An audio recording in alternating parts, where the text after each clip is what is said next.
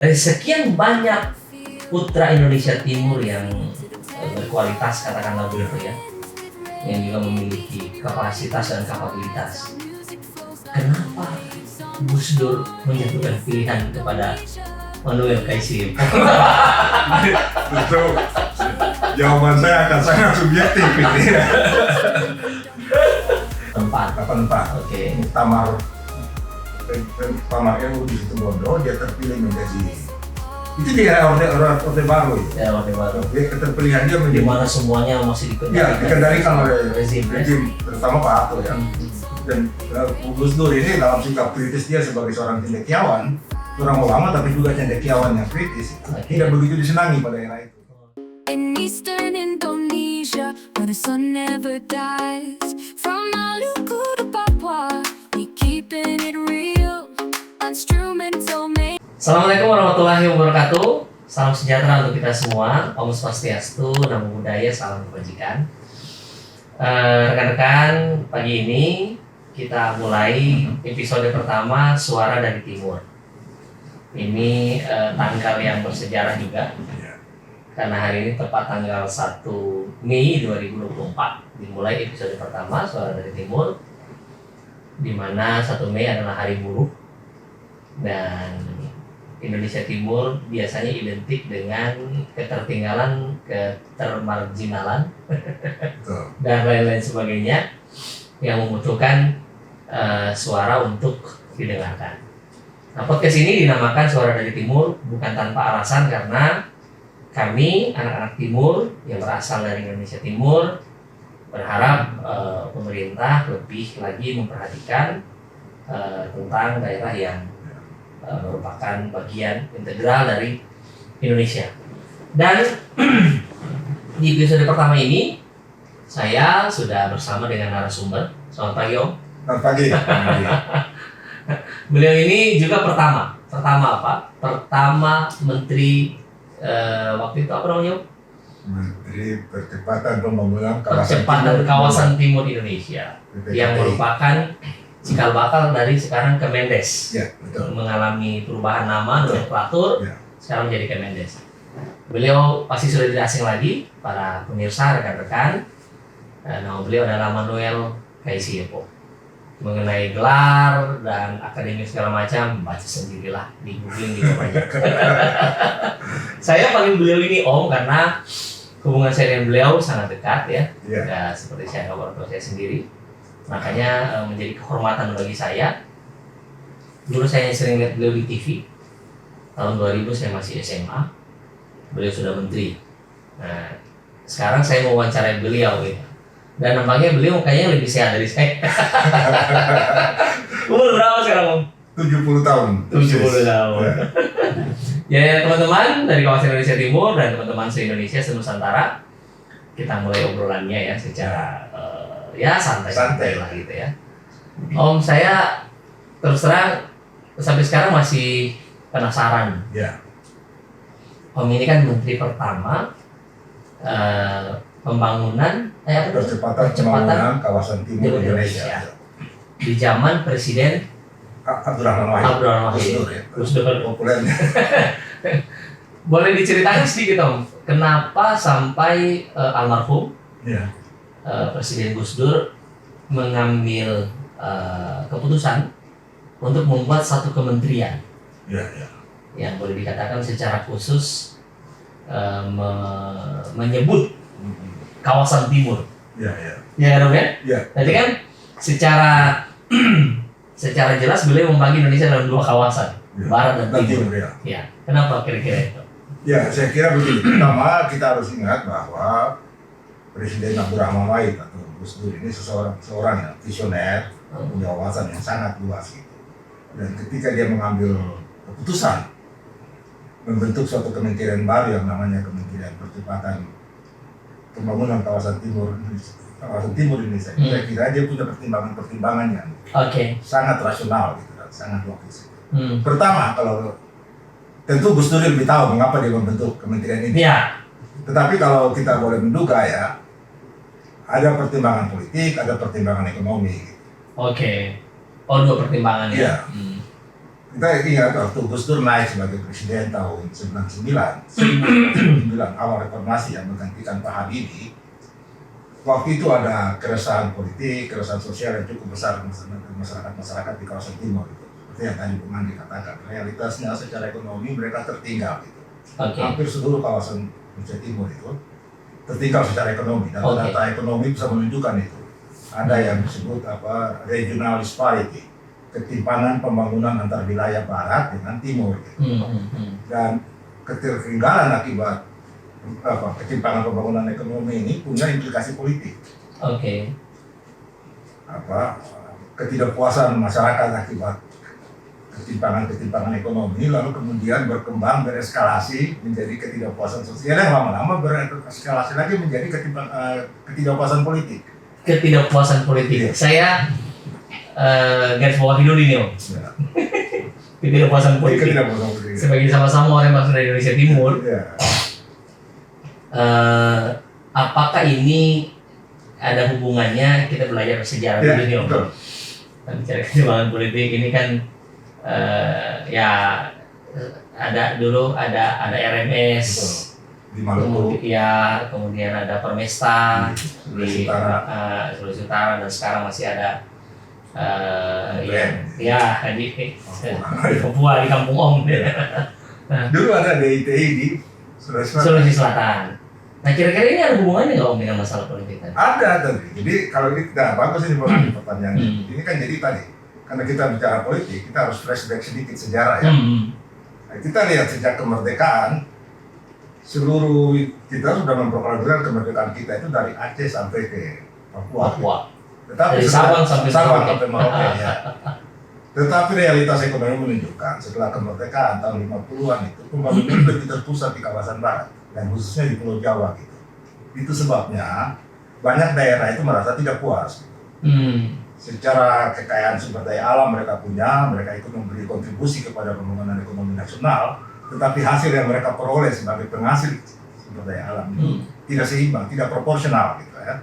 Berarti ini memang sudah berlangsung sejak awal kemerdekaan. Itu kita bisa menjelaskan mengapa terjadi, bahkan di Indonesia bagian barat sendiri, PRRI di Sumatera Barat. Ya. Itu kan kemudian ada disertasi yang menunjukkan bukan karena orang Sumatera Barat ingin memisahkan diri dari NKRI, tapi mereka merasa pusat dan khususnya Jakarta dan Jawa tidak memberikan keadilan yang proporsional kepada daerah. Padahal mereka sudah ikut memberikan kontribusi yang besar. Iya. Demikian pula tahun 50-an kita lihat Permesta dan DITI di Sulawesi. Tokoh-tokoh yang terlibat di sana itu bukan sembarangan itu. Ada Kolonel Kabilarang, mantan komandan divisi 1 Siliwangi, Pak. Divisi yang paling modern zaman punya sejak awal kemerdekaan. Pernah komandan Siliwangi, Panglima divisi Siliwangi yang pertama. PJ semua. Kemudian di Sulawesi Selatan, KH Musaka. Itu tokoh yang dulu ikut berjuang tentang kemerdekaan di Jawa gitu. Jadi kemudian ada studinya Barbara Hartley itu membuktikan mereka ini karena tadi dia sudah ikut berjuang mempertahankan kemerdekaan, tapi mereka merasa perjuangan mereka itu tidak begitu mendapat penghargaan yang proporsional. Jadi ada bisa dikatakan ada perasaan yang termarginalkan perasaan terpinggirkan gitu ya. Betul.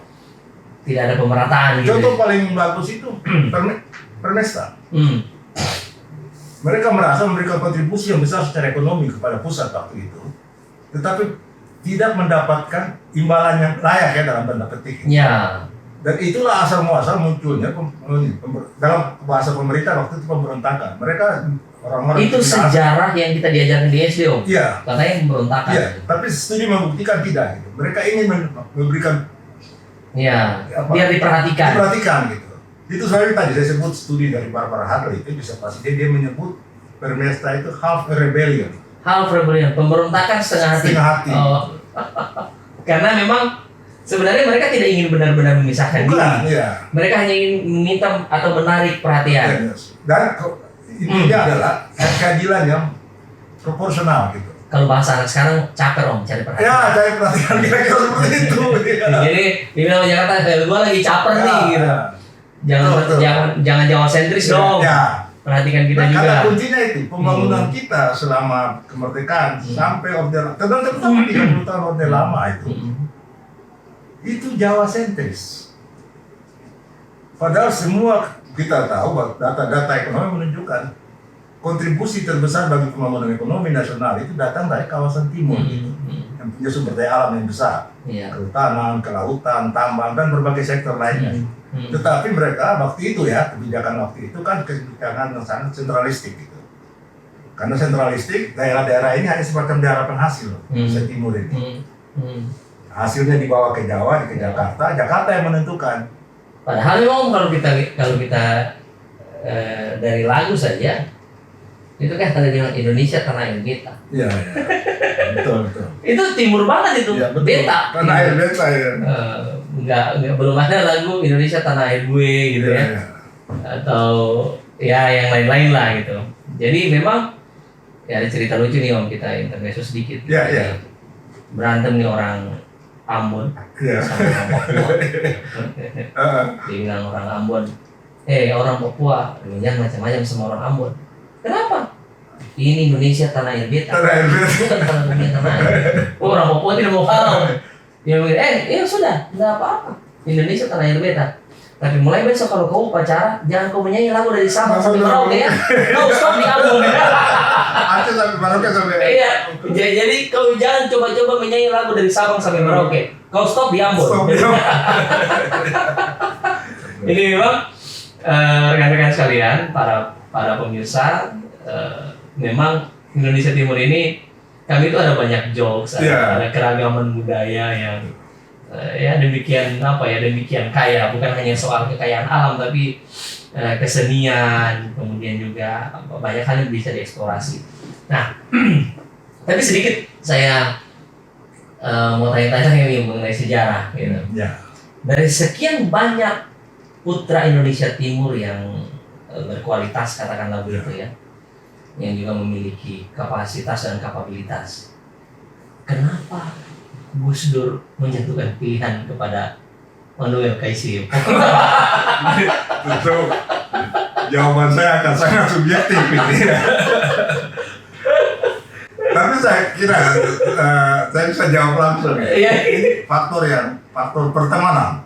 Oh, pertemanan. Iya. Soal-soal lain saya nggak bicara. Saya bicara Iya. pertemanan. Karena saya dan Gus Dur sudah berteman lama sejak di LP3S.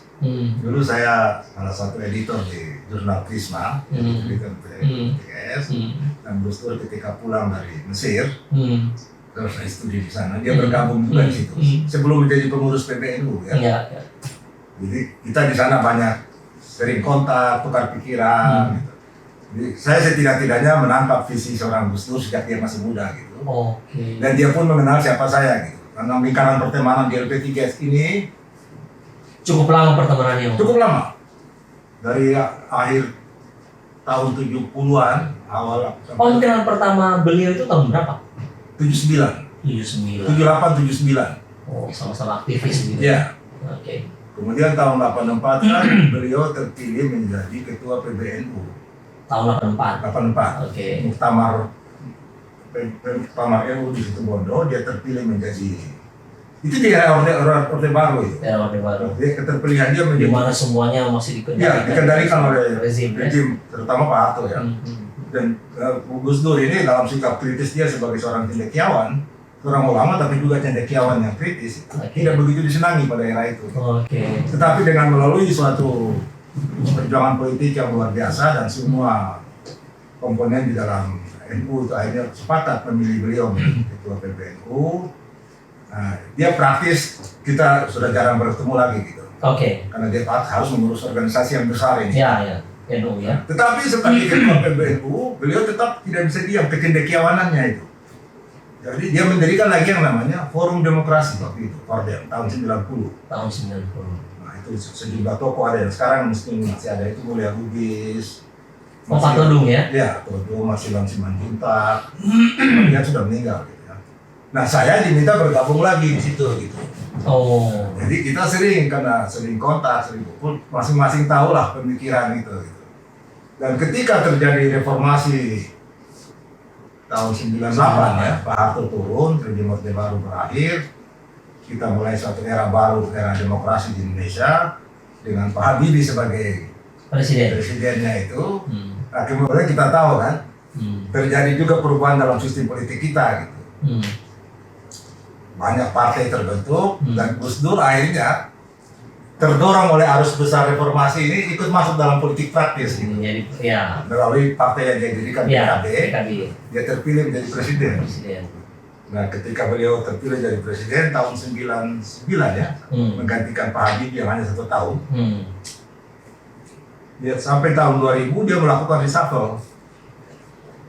Reshuffle ada beberapa menteri yang dia ganti, ada beberapa menteri baru yang masuk. Nah, tiba-tiba saya ditelepon. Oh, kalau kayak kuis Who Wants to Be a Billionaire itu, call a friend. Iya, call a friend. Nah, Singkat cerita begitu, tiba-tiba ditelepon tanpa banyak ABC, Anda bantu saya ya. Oke, itu yang lewat siapa gitu? Saya nggak tahu. Saya masih ingat sampai hari ini gitu. Pagi-pagi yang menelpon ajudannya hanya mengatakan ini dari istana. Tapi orang nggak tahu namanya ajudan itu. Saya lupa, tapi saya tahu bahwa itu telepon dari istana gitu. Oke. Hanya mengatakan Bapak ingin bicara gitu, Presiden. Nah, begitu saya angkat telepon, halo, nah, itu ada yang lucu gitu ya. Sebagai teman, kami biasanya memanggil beliau Gus. Sekarang saya harus mengubah kalimat itu menjadi Bapak Presiden.